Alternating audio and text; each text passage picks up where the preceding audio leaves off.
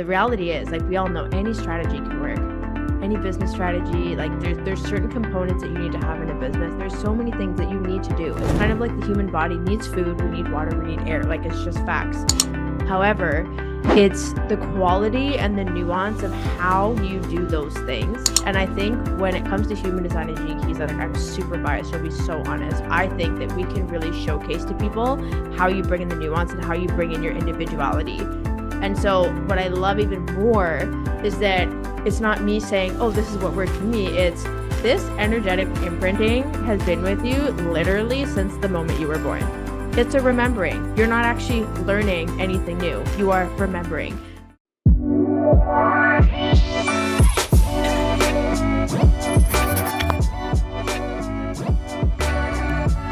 Welcome to today's episode of Influence by Design.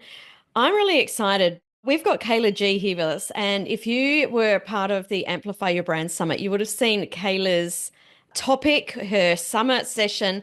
It was so short. I could have talked to her for hours. So I've invited her back on the podcast, and we're going to talk about how you can go from being generic to showing up fully in your genius. And we're going to talk about a little bit about human design, a lot about the Pearl sequence in your gene keys. So Kehla, welcome back. It's great to be here with you.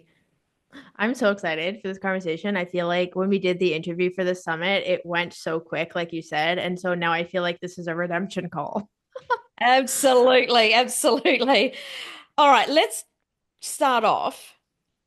Can you just, most of my listeners know what human design is. Can you just give us a really brief overview of what the gene keys in and sort of the differences to human design? Because they are kind of related. Yes, they are. So Richard Rudd is the founder creator of the Gene Keys. He actually worked with Ra until he passed. And so there's definitely that connection there. But let's say when you look at the human design chart and you know there's the 64 gates, which are part of the 64 hexagram of the I Ching system. And then we have the astrology. So we've got all the planets. And so the Gene Keys are a combination of the I Ching system and 11 of your conscious and unconscious planets. So what happens is they create your what we call the golden path. So inside of the gene keys, there's 3 different sequences. They each have their own theme. Today we're going to be talking about the Pearl sequence, which is really about prosperity and like actualizing your genius and just really being unique in your business and how you're designed to be of service. And so the gene keys, I love the way that they're really different from human design. Is human design, I feel, I don't want to say human design is more rigid, but it's more strategic, right? We have our strategy, we have our authority, we have our not self theme, our signature, and it shows us how we're designed to move through the world. And it's designed to be an experiment, which brings that feminine fluidity. The gene keys are very feminine. So when we contemplate the gene keys, which is how we approach the gene keys, it's like each hexagram, for example, I have the 36 in my life's work, which is in my conscious sun in human design and gene keys. And when we look at the gene keys, each has their own 3 frequencies. So there's like the shadow, the gift, and the city.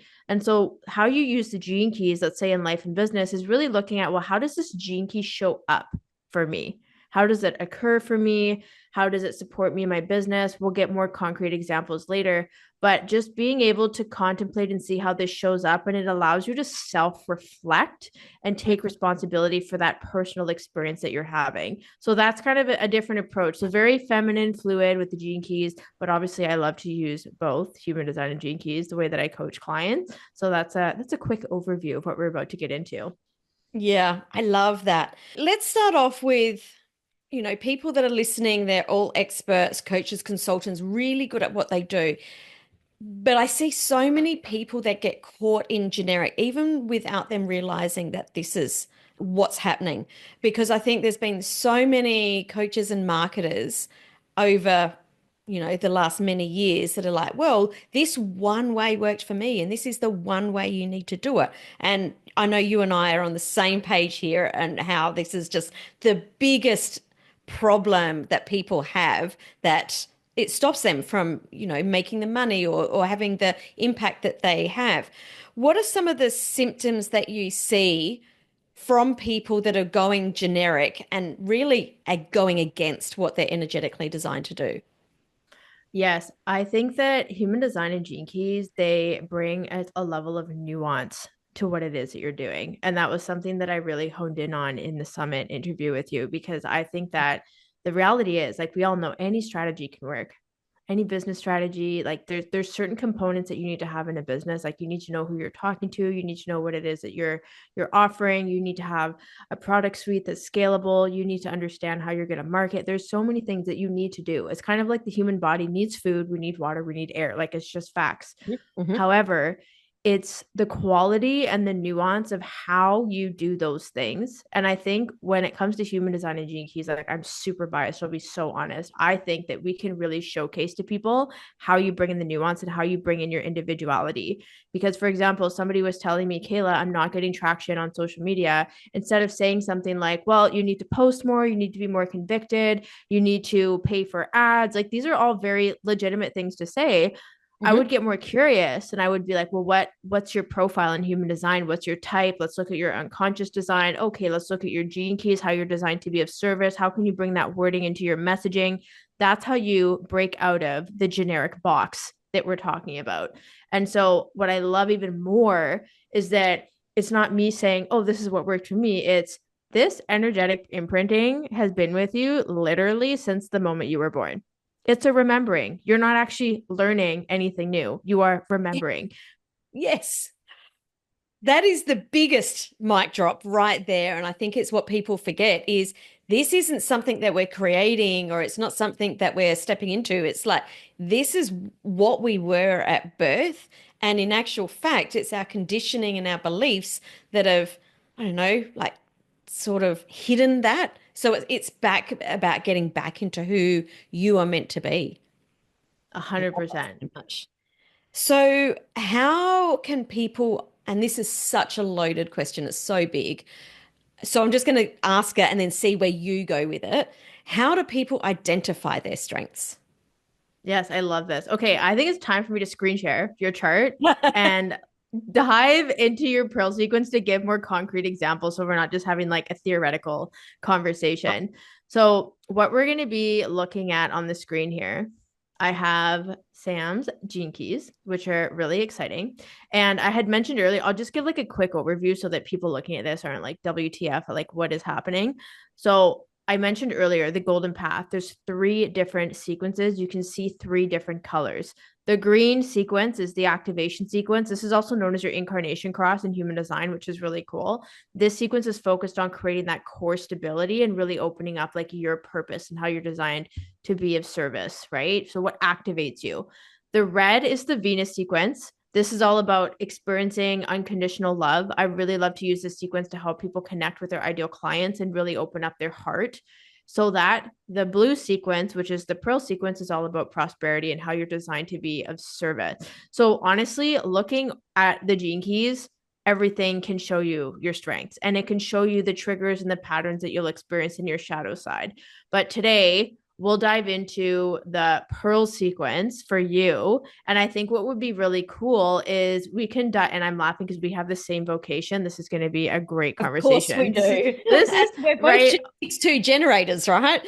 Yes, yes, yes. And we have similar, like I'm looking at your human design chart. We both have the 1034 channel. I have the 48 in the spleen. I've got the 38, the 19, the 41. We have a lot of like similar activations, which explains why we get along so well. I'd say so. Yeah. So how about this? I'm gonna walk you through your pearl sequence and then really hone in on what it means for you to like understand your strengths and how you're designed to be of service like through your pearl sequence. Sound good? Sounds perfect. Okay, so your vocation in the pearl sequence, you start with your biggest inner wounding that ends at the end of the Venus sequence. So your vocation becomes your core talent and one of your biggest zones of genius of how you're designed to be of service. So I'm like smirking as I say this because you and I both have the 34th gene key here. We have a different line. So we have 34.6 for you, but the 34th, like the core of your work is really going to be supporting entrepreneurs with not forcing things, looking at, you're trying to force things that don't work, force things that don't feel like you, force things, and it's exhausting. And if you look at the 34, it's in the sacral. So it's like, what are you responding to? Like you're committing to things, you're doing things that don't light you up. So then that's the shadow. when we look at the gift and the city, so we have like the higher frequencies of this gene key, the gift of strength. I love painting this picture of when you know you don't need to force things, it's just a matter of having strength. So here we are as entrepreneurs, having strength through the things that we need to do in order to scale a business, but then also like emotionally having strength and just the resilience that we cultivate as entrepreneurs is like next level. And then when we look at majesty, I always paint this picture of, when you're really in your element, like I just imagine a queen. I don't know if you've watched Bridgerton. Have you ever watched I Bridgerton? haven't watched it. No. Okay, so the queen, I just love her. Like as a character, like as an actress in that show, she's so like sassy, like commands a room. She's not running around forcing anything. She's like, this is what's happening. This is how it's going. Like there's just this level of confidence, right? So then when we look at the sixth line, it says philanthropy. And that's really about you in from the lens of philanthropy, like showing others on a larger scale, like being a leader, being a role model of what it looks like to not have to force things in your business, like having that strength and then having that majesty. So that's one of your main strengths in terms of what you bring to the table and the way you support your clients. So I'm really curious how that resonates with you. Well, I think that plays into also the way that I teach, right? And that's exactly how I opened up this episode, that I'm really against cookie cutter systems. So it's about helping people to understand, well, how can you create a business that works for you? And I do teach all of the different way, exactly like you said, we do need to, have paid marketing, and we do need this and we do need that. But how can you make your business so that it feels right just for you? And so that's how I sort of perceive that. Yeah. And it is about eliminating that forcing energy. Like, because I feel like when it comes to doing things generically, like you're like trying to put a helmet on that's too small for your head. And then you're like, oh, but it's safe and my head's protected. And you're like, okay, but you have a headache and you look ridiculous. Like that's not your size. So that's kind of the way Totally. that I see it as like a metaphor. Yeah, and when I think back, I want to talk about shadows a little bit later, more. But if I think of being with a client that maybe we're not kind of gelling, I feel that force come out more. Does that make sense? Yeah, totally. And I just think also this is where human design can come in as well. That sacral constriction is realizing too, like this is not a yes, like the conversation is not a yes, or this isn't a fit to work together. Like that I know that familiar sensation in the gut. So I think Mm. obviously the 34th in the sacral as well. So that's why I love to look at human design too, because I'm like, oh yeah, gene key is 34th and your vocation, like core talent, but then really looking at, well, that's also your authority. Like you're really going to be connected with navigating how you force things, how not to force things, and how you can support others with that as well. Mm. So that's your vocation. I'll talk through like all four spheres to kind of like continue to paint this picture. So when we look at, I'm going to dive to your pearl. And what I love about the pearl in the pearl sequence is that this is really designed to be your pearls of wisdom. And the pearl sequence is really to show us like what prosperity we already have within the present moment. It's really looking at, we're always chasing goals. Like we always desire to help more people, make more money, grow a bigger business. Like that's always in the forefront, which makes sense. But then it's funny because we think about a year before, 2, 3, 5 years back, we would absolutely kill to be where we are right now. And so Mm. the pearl really allows us to have that presence and simplicity and just being so grounded in what it is that we have now.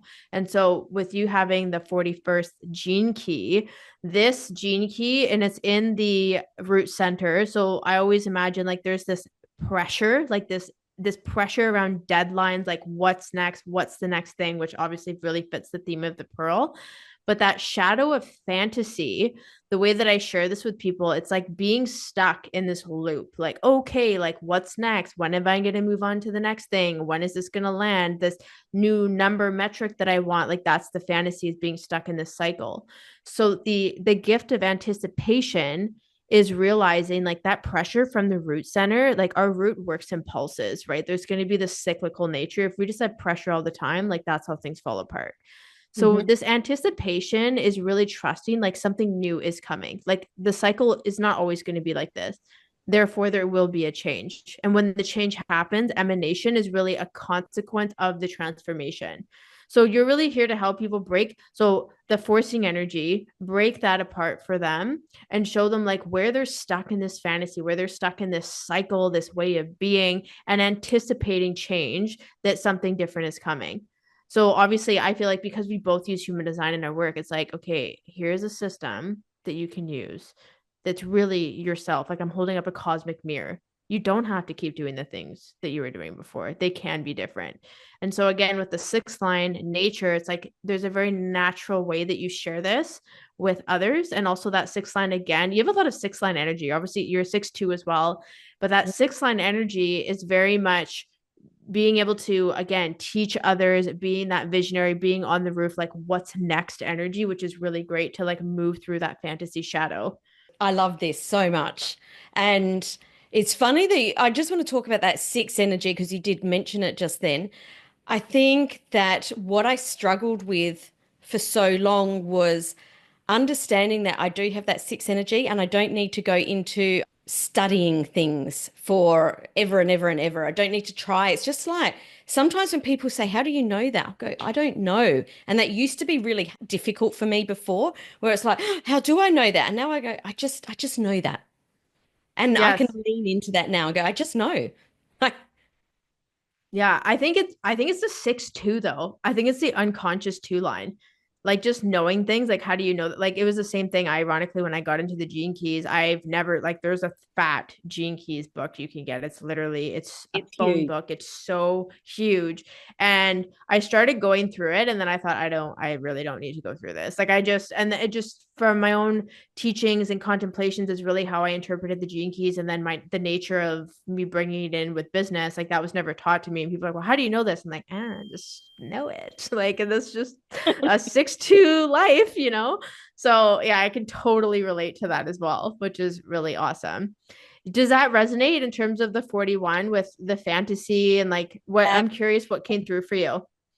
Yeah, so what came through is it's because this is both ways, right? It's like the way that I am, but it's also what I notice in others, right? Yes. So, and it can be very easy for entrepreneurs to get caught up in the fantasy without, and because that is the shadow, and it's great to have goals, but then we also need to look at the data. We need to make sure that we're on the right track. Otherwise, we're living in this fantasy that never ever eventuates, it never actualizes. So for me, that's what I take out of that is that it's okay to have those goals, but not to live in a fantasy. It's like, how do we create that? Yes, and that's the anticipation, right? It's like, hey, well, don't just stay there. Like, I dropped a post yesterday on Instagram, and I was sharing how there's a way that people contemplate the gene keys where it turns into spiritual bypassing. Like, you get so sucked into, oh my God, this is so interesting, and oh my God, yes, this resonates, and then you just keep contemplating, and you live in this fantasy of this is so enlightening, and I'm so inspired, and it's like, okay, but are you taking action in your business? Yeah, Yeah, right. exactly. Yeah. So that's a classic example of fantasy, right? And I think, yeah, you were definitely speaking the same language there. Okay, amazing. So we're gonna talk about the culture and the brand. So it says life's work here, but in the Pearl, it's known as the brand. So on genetic matrix, it doesn't flip that in the Pearl sequence, just as a little side note.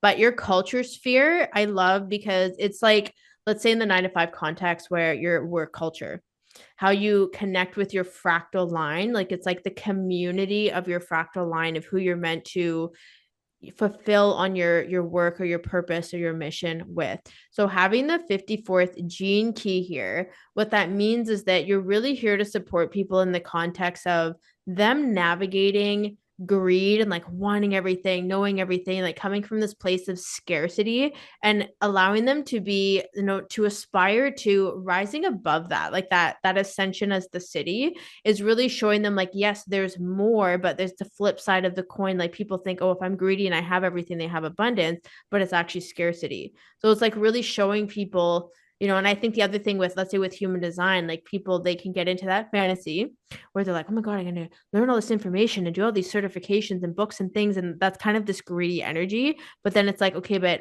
what are you going to do with that? Like that's the aspiration and the ascending from just trying to collect information or collect money or clients and so on. It's like going beyond that. And so the fifth line of society is like you're really meant to bring your work to the masses and like really connecting with people on a societal level, like on a bigger level. So, like, for example, obviously hosting a summit is a prime example. There's like a very specific community that you connect with and that you're here to deliver and share wisdom with to make an impact with them. I'm curious how greed shows up for you because sometimes people see this gene key and they're like greed and they don't like I don't want to be greedy, but then there's always something to learn from the shadows, right? Yeah. So it was really interesting. I've never heard anyone say it the way that you said it because everyone's got their own nuance to it. And you talked about nuance before.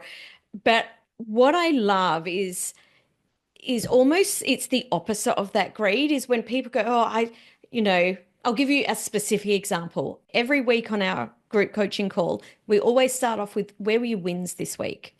Because people are always in this lack of like, I didn't get what I wanted. I didn't get enough of this. There's always this, I didn't get enough of. And it's like, well, hang on, let's flip that.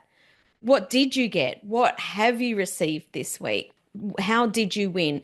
And sometimes it shows up in different ways to what people's expecting it. So the way that I'm seeing this is instead of having this all the time of like, I need more, more, more, it's like, oh, let's have gratitude for what we did and let's notice what we did win with and what we did receive and what we did achieve. Because also, as you know, and as all of us listening know, when you pay attention to what you already have, you create more of that. So you're not asking for it, it's just automatically happening.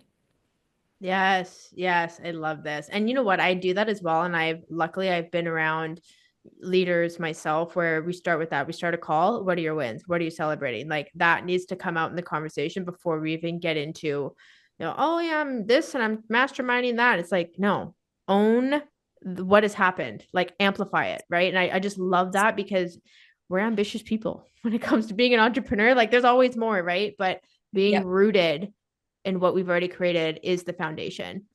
Yeah, totally. Yeah. Okay, let's dive into your brand. So, from the Pearl sequence lens, your brand is really your truth. Like, this is literally the brand of your work. Like, really a big component of like brand. Really, it means Brennan, and that's a breakdown of sword. And obviously, it's the conscious sun and burn energy. So, it's like how you brand people, like how you leave an impression, how you influence them, which I find really interesting. That's So, so interesting. yeah, so this is a great sphere to contemplate if you're like, I want to strengthen my brand and my language and how my brand occurs to me, then contemplate this sphere. So you have the 21.6 and this gene key, the shadow, we have control, authority, and velour. So what I find interesting is if you look at the other three spheres in your gene keys, like because I always cross over to like human design because I think it makes it more fun. We've got like sacral energy, and then the 41 and the 54 are in the root center. So the 21 is in the heart center. So there's this theme of commitment, integrity, desire, drive. And so when we look at the shadow of control, it's like you're really here to help people see how they're trying to control things, how they're trying to control the outcomes, how they're trying to control the money, like really not trusting. Like when we try to control things is when we realize we're not trusting. But then the irony is that we try to gain control to be an authority. But when you realize that you're already an authority, then you don't have to control. Like it's this really crazy paradox if you look at it in that sense. And so this velour is like not needing to control anything. And there's this deep sense of trust. And I find that this trust component plays really beautifully into the heart center because it is a motor center. There is a lot of energy there. There's a lot of drive. Even when you have it undefined, such as yourself, it's like, well, what is going to be sustainable for me? If you try to control everything, what you're doing will never be sustainable. Right. And Mm. I think obviously being a sacral generator, like we're here to help people build things that are sustainable, that they're lit up by. So you kind of have to, take your hands off the steering wheel sometimes when you start to get into that really deep. And so again, with the sixth line, so 3 6 lines in your pearl sequence, there's so much visionary energy. There's so much teacher energy. There's so much like what's next energy and really supporting people with that. So I'm really curious how you feel the shadow gift and city of the 21st like showing up for you in your life or in your business or even like how you see this come through in supporting your clients. So The biggest thing that was coming through when you were talking about that is that when my clients come to me, it's because something's not working for them. And the biggest challenge for them is letting go of the control of doing it a certain way. So they come to me because something's not working, but it requires so much surrender to actually let go of it, to go, all right, let's try another way. And it's amazing how many people will say it's not working, but still force and push against continuing that pattern. So, as our whole coaching team is about, okay, let go of the control. It wasn't working that way. Let's try something new. Let's experiment. And it requires just so much surrender from their part. So that's probably the biggest thing that came out for me. Yeah, I love that. And you know what's funny? Like, so here's the thing. Coming back to the question that you asked me earlier, like, how do we dive into the gene keys and see our strengths? And I wanted to get into the pearl sequence and just talk about this because this is how we're designed to be of service. So there's so many examples where because I'm learning more about your work and obviously we're both into human design, there's things that I already know, but then it's me sharing and you giving specific examples of, yeah, I can see how control shows up. I can see how fantasy shows up and greed and force. And so one thing that I always say, so when you ask me about your strengths, people always think, oh, the gift in the city, like the higher frequencies, people want to avoid the shadows. This, I have literally coined this. No one's ever said this. And I think it's so important. Your shadows are your points of resilience. So when you get into your shadow, it's like you were designed for that. You were designed to be catapulted from that experience and lead yourself through it and also lead your clients as well.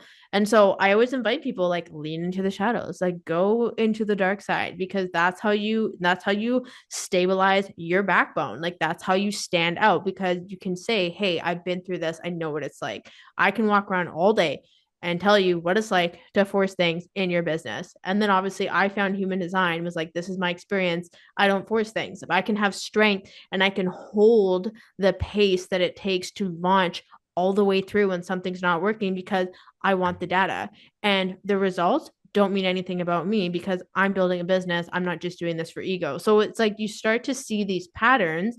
And what's beautiful about this is you can come to your gene keys and you can validate yourself. You don't need numbers and metrics and clients and hitting goals all the time to validate you. You can come here and be like, this is my zone of genius. How can I hone in on this? I'm contemplating the shadow. How can I take responsibility and be an authority rather than trying to be in control? Like that, it's such a self-empowerment tool. And that's why I get so excited about it. And this is why I absolutely love talking about it. So I'm curious if now you feel having dove into your pearl sequence, if you can see the way that you can approach the gene keys and how this can be used for life. It's not you don't just read about it and then learn and that's it. It's something that you always come back to, which is really great. That's what I love about Gene Key's human design. I actually keep mine on my desk. I was saying this to someone yesterday because I'm constantly referring back to it because every single day, depending on what happened in our life, in our business, the conversations that we're having, the energy that's around us, it gives us a different perspective of how to work with this. And I guess this is what I wanted to ask a little bit more about the shadows because I think if I think back to prior to knowing all of this, if someone had have said shadow, I would have been like, well, we don't want to do that. But what I'm hearing from you is that we do want to go into our shadow, that there is so much gold there, there's so much learning there, and that it's not actually always bad to go into your shadow. Am I understanding that correctly? Oh, 100%.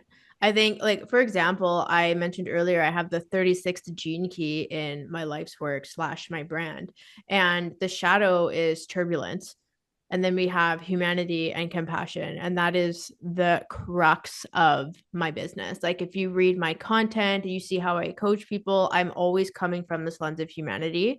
And I'm transparent AF. Like, I'm just an open book.